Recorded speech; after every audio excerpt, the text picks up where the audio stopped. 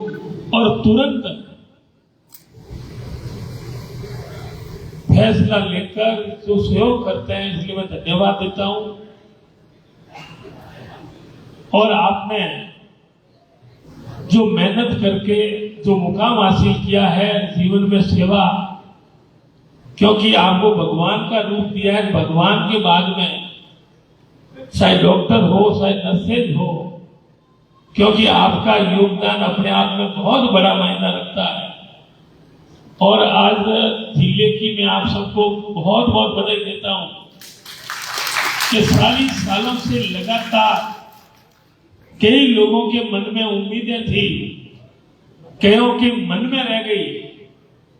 तब हमने माननीय मुख्यमंत्री जी से निवेदन किया कि आप मुख्यमंत्री, मैं एमएलए और आपका वफादार, और आज वफादारी का अगर इनाम नहीं मिलता है तो लोगों में गलत मैसेज जाएगा।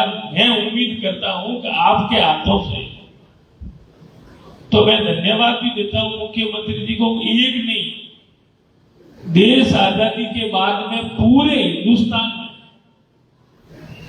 अगर कोई इतिहास कायम किया है कि ऐसा कौन सा स्टेट है जो एक साथ, एक नहीं 19 जिले का बने, तो राजस्थान का नाम आता है। इसलिए अपने गर्व होता है कि एक आंध्र प्रदेश हाईएस्ट 13 जिला बने थे और यहाँ 19 जिले बने।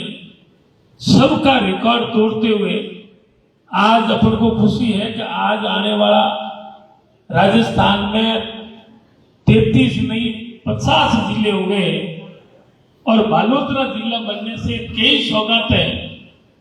चाहे आपकी सर्विस चुनाव में भी लगती, तो चुनाव ड्यूटी में भी कोई भी वर्ग का कर्मचारी है तो उनको बाड़मेर की बजाय अगर वो बालोतरा में सुविधा मिलेगी तो ये अपने आप में बहुत बड़ा मायना रखता है। और हर वर्ग को जिले से जो फायदा हुआ है, और आपने एडवांस जिले के रूप में जो कार्यक्रम रखा, और आज पूरे विश्व में जो आज दिवस मनाया जा रहा है, तो मैंने पहले भी बधाई दी, पुनः बधाई देता हूं। और आज जिला भी बना, और आप जानते हैं कि विश्व देश की सबसे बड़ी, अगर पर्सन भी आएगा तो विश्व के मानचित्र में कि देश की सबसे बड़ी रिफाइनरी कहां स्थापित है, तो विश्व के मानचित्र पे वसुंधरा का नाम आएगा और जिला बालोतरा का नाम आएगा। अपने आप में इनसे ज्यादा गर्व और खुशी हो ही नहीं सकती। और हमेशा आप बड़ी संख्या में जो आयोजन और कार्यक्रम रखा, नाकोड़ा जी में मीटिंग की वजह से थोड़ा लेट भी हुआ, आज कैंप भी है, शादियां भी है, इसलिए मैं थोड़ा पहले आपसे इजाजत ली। और पुनः विश्वास दिलाता हूं कि मेरे लायक, और शायद मुझे कहने की जरूरत नहीं, कोई भी वर्ग कर्मचारी है और आपके एसोसिएट में चाहे छोटा बड़ा, कभी किसी को मेरी तरफ से मैंने मना नहीं किया, चाहे डिजायर हो, ट्रांसफर हो। और दूसरा नंबर सलाह के किसी को टॉर्चर करके भाई ये विरोधी पक्ष, मैंने बिना भेदभाव, चाहे अकेला भी आया है उसको ही मना नहीं। और सलाह के किसी व्यक्ति नर्सेज एसोसिएशन में आप बता सकते हैं, किसी को हटाना, बदले की भावना से परेशान करना, हमने आज दिन तक किसी के साथ में कोई छेड़छाड़ नहीं की है। हम तो चाहते हैं कि आप भगवान बनकर मरीजों की सेवा करें और सेवा का आशीर्वाद ईश्वर धर्मराज आपको दे, यही मैं कामना करता हूं। और आपने जोरदार कार्यक्रम रखा और कई प्रतिभाओं को जो आपने सम्मानित किया है, उन सम्मानित होने वाली सभी प्रतिभाओं को भी मैं बहुत बहुत बधाई देता हूं कि आपकी सेवा के कारण और आपकी प्रतिभा से दूसरे भी प्रेरणा लें कि आज मैं सेवा करूं, और उनका मान सम्मान, उनका हक है और उनको मिलता रहे। और पुनः सबसे बड़ा माननीय मुख्यमंत्री जी ने फैसला किया है, वैसे तो महंगाई राहत कैंप आम आदमी के लिए, लेकिन कर्मचारी वर्ग अगर जीवन भर सेवा करता है और उनको बुढ़ापे में उनके भरोसे अगर छोड़ दिया जाता है तो उनका क्या हाल होगा, बुढ़ापे में उनकी कौन सेवा करे। और पूरी जीवन पर अगर आप सेवा करते हैं तो माननीय मुख्यमंत्री जी ने कहा कि उनका हक बनता है कि ओपीएस पुरानी पेंशन लागू हो। और पूरे देश में कि अगर सबसे पहले ओपीएस पुरानी पेंशन लागू करने वाला कौन सा प्रदेश है, तब नाम आएगा राजस्थान। और राजस्थान के बाद में 2 स्टेटों में और किए, चाहे छत्तीसगढ़ चाहे हिमाचल, और कल रिजल्ट आ रहा है, परसों कर्नाटक में हो जाएगी। क्योंकि हमारी भावना है कि कर्मचारी भी अपने परिवार से है, कोई दूसरे नहीं, और बुढ़ापे में उनको उनके हाल पर छोड़ना ये जायज नहीं है। और मैं बता सकता हूं यहाँ बैठे 5% भले ढाका जी है या पुराने हनुमान जी है, जेठाराम जी, मैं नहीं कह सकता, बाकी इनके अलावा 95% आप में से पुरानी पेंशन नहीं थी। क्योंकि 45 और 50 साल की जिसकी उम्र है, 2004 के बाद में ये पेंशन बंद थी। और साल के बाद में माननीय मुख्यमंत्री जी ने आपको जो तोहफा दिया, तो इस तोहफे की भी मैं बहुत बहुत बधाई देता हूँ। तो विधानसभा में जब माननीय मुख्यमंत्री जी ने फैसला किया, सभी विधायकों ने सर्वसम्मति से,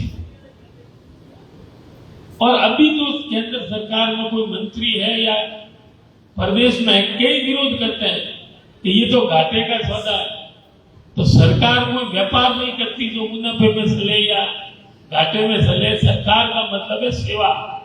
और माननीय मुख्यमंत्री ने फैसला लिया है, मैं ये कह सकता हूं कि आज खुले आम अगर उनका विरोध करते हैं, अगर कोई न कोई कारणवश अगर परिवर्तन हो गया, तो सबसे पहले अगर कोई फैसला होगा तो ये होगा कि पुरानी पेंशन कैंसल। हकीकत यह कि वो ओपन में विरोध आज तक किसी ने नहीं किया, लेकिन वो खुलकर विरोध करते हैं। तो उनके हाथ में अगर कलम आ गई तो मैं कह सकता हूं कि ये फैसला रद्द भी कर सकते हैं। इसलिए हम चाहेंगे कि फैसला कायम रहे, मजबूत रहे, और आपको लाभ मिले और बुढ़ापे में आपको सारा मिले। हम यही कामना माननीय मुख्यमंत्री जी ने निवेदन किया कि भाई ये वाजिब है। और माननीय मुख्यमंत्री जी ने सब पर फाड़ के दिया हर वर्ग के लिए। पहली बार आम आदमी पति पत्नी को 2000 की पेंशन और किराना का सामान भी साथ में, जैसे पहले गेहूं में, आज किराना का सामान भी साथ में। और पुनः आपको बताऊं कि बालोतरा में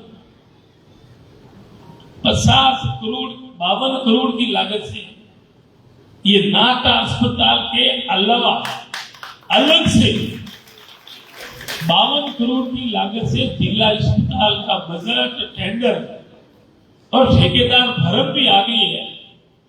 और इसी हफ्ते में माननीय मुख्यमंत्री जी के हाथों चाहे यहाँ आए या वसूल हो, ताकि तुरंत काम शुरू हो और भव्य भवन बनेगा। और बालोतरा में और भी जो भी मांगा दिया जिले के अलावा भी, चाहे सब सेंटर हो, चाहे पीएससी हो, चाहे सीएचसी हो, चाहे उनके भवन हो, जगह जगह आज करीब 20 के करीब पीएससी। जब मैं पहली बार बना तब 500 ही पीएससी थी, और आज 15 तहसील में विधानसभा में 20 के लगभग पीएससी है। ये अपने आप में बहुत बड़ा मायना रखता, क्योंकि समय पहले हॉस्पिटल कम थे, बीमारियां कम थी, और आज तो जन्म के बाद तो छोड़ो, जन्म के पहले इलाज शुरू करवाना पड़ता है। ये परिस्थितियां, क्योंकि वातावरण, प्रदूषण और खान-पान की वजह से तो जितनी ज्यादा सुविधाएं बढ़ेगी, मरीजों को लाभ होगा, आम आदमी को लाभ होगा। और आप जो नर्सेज एसोसिएशन है, तो आपका भी परिवार बढ़ेगा, नए पोस्टें ज्यादा से ज्यादा स्वीकृत हो, सेक्शन हो, इनके लिए भी अपन प्रयास कर रहे हैं। पुनः माननीय अध्यक्ष जी और पूरी एसोसिएशन को बहुत बहुत धन्यवाद और बधाई देता हूं कि पुनः आपका भविष्य उज्जवल हो, आप सभी आगे बढ़े, प्रगति करें और मरीजों की सेवा करें और देश का नाम रोशन करें। इन्हीं शुभकामनाओं के साथ आप सबको बहुत बहुत धन्यवाद माननीय विधायक महोदय।